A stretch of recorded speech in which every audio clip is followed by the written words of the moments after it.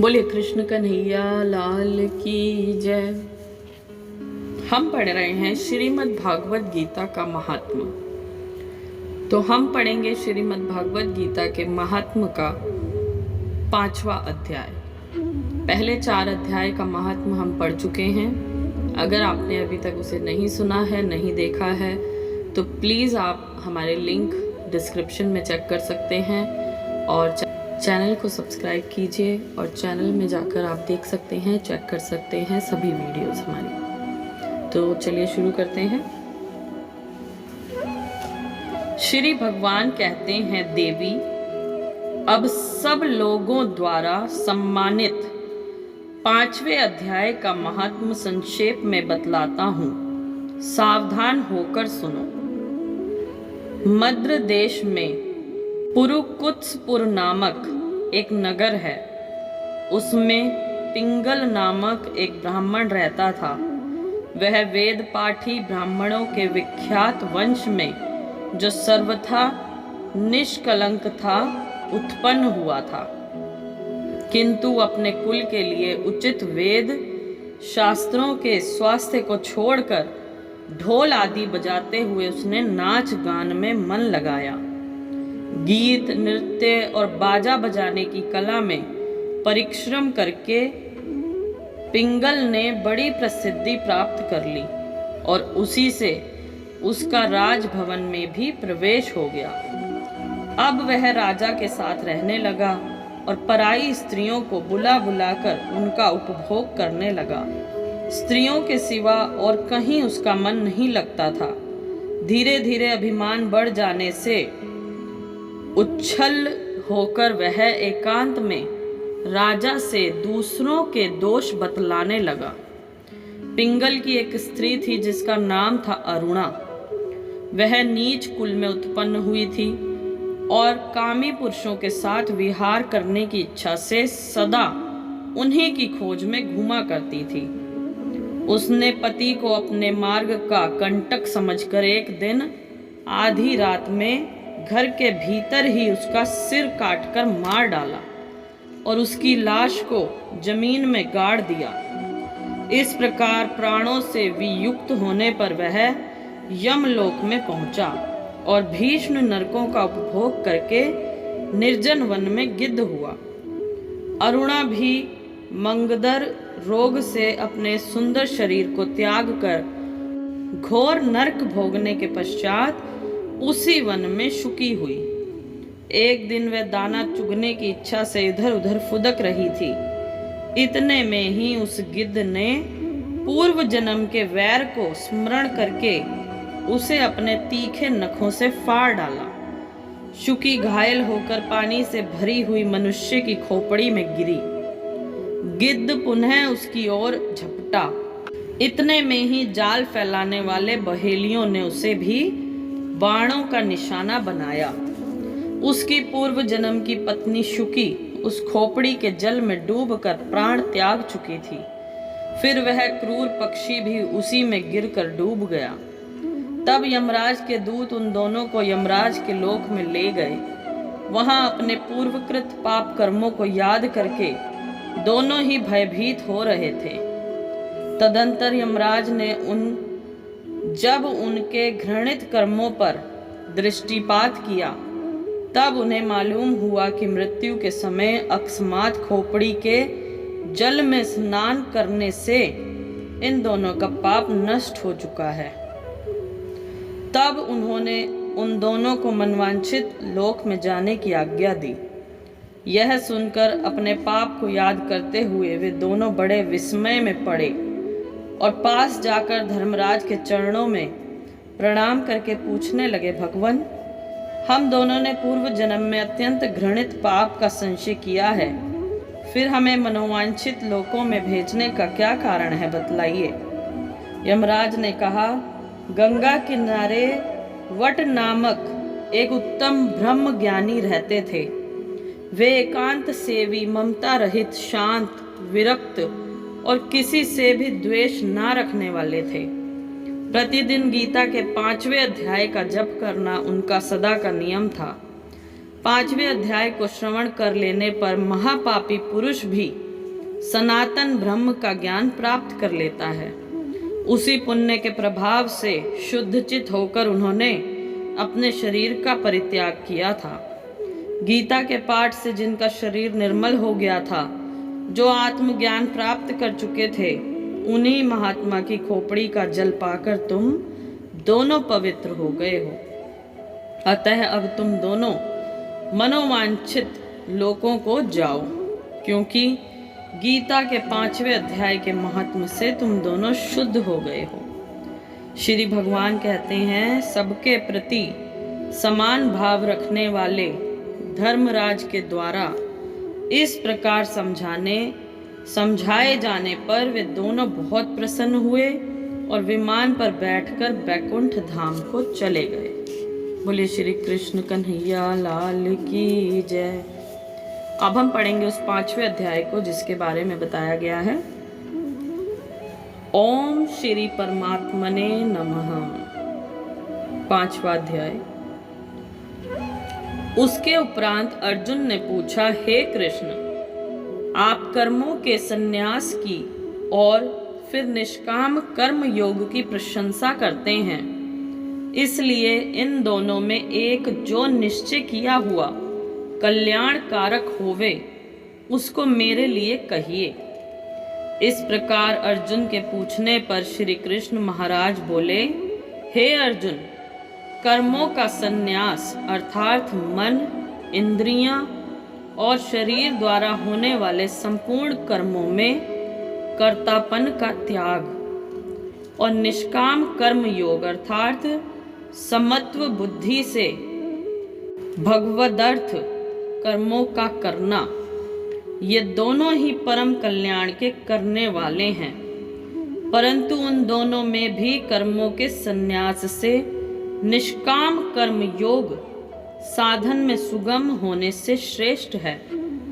इसलिए हे अर्जुन, जो पुरुष ना किसी से द्वेष करता है और ना किसी की आकांक्षा करता है, वह निष्काम कर्म योगी सदा सन्यासी ही समझने योग्य है, क्योंकि राग द्वेषादि द्वंद्वों से रहित हुआ पुरुष सुख पूर्वक संसार रूप बंधन से मुक्त हो जाता है। हे अर्जुन, ऊपर कहे हुए संन्यास और निष्काम कर्म योग को मूर्ख लोग अलग अलग फल वाले कहते हैं, ना कि पंडित जन, क्योंकि दोनों में से एक में भी अच्छी प्रकार स्थित हुआ पुरुष दोनों के फल रूप परमात्मा को प्राप्त होता है। ज्ञान योगियों द्वारा जो परम धाम प्राप्त किया जाता है, निष्काम कर्म योगियों द्वारा भी वही प्राप्त किया जाता है। इसलिए जो पुरुष ज्ञान योग और निष्काम कर्म योग को फल रूप से देखता है, वह ही यथार्थ देखता है। परंतु हे अर्जुन, निष्काम कर्म योग के बिना संन्यास अर्थात मन, इंद्रियों और शरीर द्वारा होने वाले संपूर्ण कर्मों में कर्तापन का त्याग प्राप्त होना कठिन है, और भगवत स्वरूप को मनन करने वाला निष्काम कर्म योगी परम ब्रह्म परमात्मा को शीघ्र ही प्राप्त हो जाता है। वश में किया हुआ है शरीर जिसके, ऐसा जितेंद्रिय और विशुद्ध अंतःकरण वाला एवं संपूर्ण प्राणियों के आत्मरूप परमात्मा में एक ही भाव हुआ निष्काम कर्म योगी कर्म करता हुआ भी लिपायमान नहीं होता। हे अर्जुन, तत्व को जानने वाला सांख्य योगी तो देखता हुआ, सुनता हुआ, स्पर्श करता हुआ, सूंघता हुआ, भोजन करता हुआ, गमन करता हुआ, सोता हुआ, श्वास लेता हुआ, बोलता हुआ, त्यागता हुआ, ग्रहण करता हुआ तथा आँखों को खोलता और मीचता हुआ भी सभी इंद्रियां अपने अपने अर्थों में बरत रही हैं। इस प्रकार समझता हुआ निसंदेह ऐसे माने कि मैं कुछ भी नहीं करता हूँ। परंतु हे अर्जुन, देहाभिमानियों द्वारा ये साधन होना ठीक है और निष्काम कर्मयोग सुगम है, क्योंकि जो पुरुष सब कर्मों को परमात्मा में अर्पण करके और आसक्ति को त्याग कर कर्म करता है, वह पुरुष जल से कमल के पत्ते के सदृश पाप से लिपायमान नहीं होता। इसलिए निष्काम कर्म योगी ममत्व बुद्धि रहित केवल इंद्रिय, मन, बुद्धि और शरीर द्वारा भी आसक्ति को त्याग कर अंतःकरण की शुद्धि के लिए कर्म करते हैं। इसी से निष्काम कर्म योगी कर्मों के फल को परमेश्वर के अर्पण करके भगवत प्राप्ति रूप शांति को प्राप्त होता है, और सकामी पुरुष फल में आसक्त हुआ कामना के द्वारा बंधता है। इसलिए निष्काम कर्म योग उत्तम है। हे अर्जुन, वश में है अंतःकरण जिसके, ऐसा सांख्य योग का आचरण करने वाला पुरुष तो निसंदेह ना करता हुआ और ना करवाता हुआ 9 द्वारों वाले शरीर रूप घर में सब कर्मों को मन से त्याग कर, अर्थात इंद्रियां इंद्रियों के अर्थों में बरतती हैं, ऐसे मानता हुआ आनंद पूर्वक सच्चिदानंद घन परमात्मा के स्वरूप में स्थित रहता है। परमेश्वर भी भूत प्राणियों के ना कर्तापन को और ना कर्मों को तथा ना कर्मों के फल के संयोग को वास्तव में रचता है, किंतु परमात्मा के सकाश से प्रकृति ही बरतती है, अर्थात गुण ही गुणों में बरत रहे हैं। सर्वव्यापी परमात्मा न किसी के पाप कर्म को और न किसी के शुभ कर्म को भी ग्रहण करता है, किंतु माया के द्वारा ज्ञान ढका हुआ है, जिससे सब जीव मोहित हो रहे हैं। परंतु जिनका वह अंतःकरण का ज्ञान आत्मज्ञान द्वारा नाश हो गया है, उनका वह ज्ञान सूर्य के सदृश उस सच्चिदानंद घन परमात्मा को प्रकाशता है, अर्थात परमात्मा के स्वरूप को साक्षात करता है। हे अर्जुन, तद्रूप है बुद्धि जिसकी तथा तद्रूप है मन जिसका, और उस सच्चिदानंद घन परमात्मा में ही निरंतर है एक ही भाव से स्थिति जिसकी, ऐसे तत्परायण पुरुष ज्ञान के द्वारा पाप रहित हुए अपुनरावृत्ति को अर्थात परम गति को प्राप्त होते हैं। ऐसे विज्ञानी जन विद्या और विनय युक्त ब्राह्मण में तथा गौ, हाथी, कुत्ते और चांडाल में भी समभाव से देखने वाले ही होते हैं। इसलिए जिनका मन समत्व भाव में स्थित है, उनके द्वारा इस जीवित अवस्था में ही संपूर्ण संसार जीत लिया गया, अर्थात वे जीते हुए ही संसार से मुक्त हैं, क्योंकि सच्चिदानंद घन परमात्मा निर्दोष और सम है। इससे वे सच्चिदानंद घन परमात्मा में ही स्थित है। जो पुरुष प्रिय को अर्थात जिसको लोग प्रिय समझते हैं उसको प्राप्त होकर हर्षित नहीं हो, और अप्रिय को अर्थात जिसको लोग अप्रिय समझते हैं उसको प्राप्त होकर उद्वेगवान ना हो, ऐसा स्थिर बुद्धि संशय रहित ब्रह्मवेत्ता पुरुष सच्चिदानंद घन परम ब्रह्म परमात्मा में एक ही भाव से नित्य स्थित है। बाहर के विषयों में अर्थात सांसारिक भोगों में आसक्ति रहित अंतःकरण वाला पुरुष अंतःकरण में जो भगवत ध्यान जनित आनंद है उसको प्राप्त होता है, और वह पुरुष सच्चिदानंद घन परम ब्रह्म परमात्मा रूप योग में एक ही भाव से स्थित हुआ अक्षय आनंद को अनुभव करता है। जो यह इंद्रिय तथा विषयों के संयोग से उत्पन्न होने वाले सब भोग हैं, वे यद्यपि विषयी पुरुषों को सुख रूप भासते हैं, तो भी निसंदेह दुख के ही हेतु हैं और आदि अंत वाले अर्थात अनित्य हैं। इसलिए हे अर्जुन, बुद्धिमान विवेकी पुरुष उनमें नहीं रमता। जो मनुष्य शरीर के नाश होने से पहले ही काम और क्रोध से उत्पन्न हुए वेग को सहन करने में समर्थ हैं, अर्थात काम क्रोध को जिसने सदा के लिए जीत लिया है, वह मनुष्य इस लोक में योगी है। और वही सुखी है। जो पुरुष निश्चय करके अंतरात्मा में ही सुख वाला है और आत्मा में ही आराम वाला है तथा जो आत्मा में ही ज्ञान वाला है, ऐसा वह सच्चिदानंद घन परम ब्रह्म परमात्मा के साथ एक ही भाव हुआ सांख्य योगी शांत ब्रह्म को प्राप्त होता है।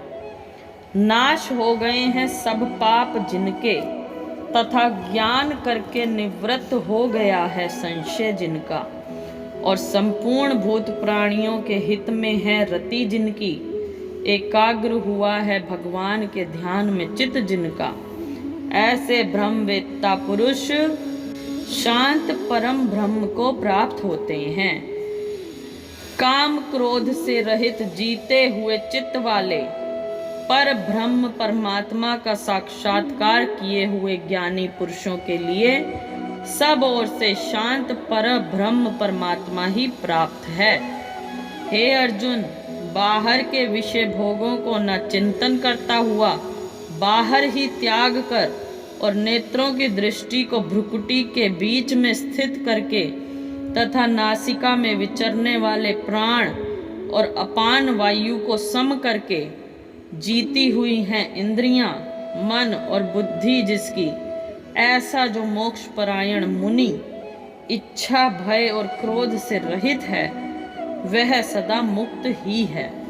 और हे अर्जुन, मेरा भक्त मेरे को यज्ञ और तपों का भोगने वाला और संपूर्ण लोकों के ईश्वरों का भी ईश्वर तथा संपूर्ण भूत प्राणियों का सुहृद अर्थात स्वार्थ रहित प्रेमी, ऐसा तत्व से जानकर शांति को प्राप्त होता है और सच्चिदानंद घन परिपूर्ण शांत ब्रह्म के सिवा उसकी दृष्टि में और कुछ भी नहीं रहता, केवल वासुदेव ही वासुदेव रह जाता है।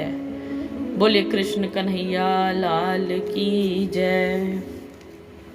इति श्रीमद् भगवद गीता रूपी उपनिषद एवं ब्रह्म विद्या तथा योग शास्त्र विशेषज्ञ श्री कृष्ण और अर्जुन के संवाद में कर्म संन्यास योग नामक 5वां अध्याय। बोलिए राधा कृष्ण भगवान की जय। So thank you so much friends. यहीं पर हमारा समाप्त होता है 5वें अध्याय का महात्म्य। 6ठा अध्याय का महात्म्य आपको नेक्स्ट वीडियो में मिलेगा। तो उससे पहले अगर आपने अभी तक भी चैनल सब्सक्राइब नहीं किया है तो प्लीज़ चैनल को सब्सक्राइब कीजिए, वीडियो को ज़्यादा से ज़्यादा शेयर और लाइक कीजिए। Thank you so much. जय श्री कृष्ण।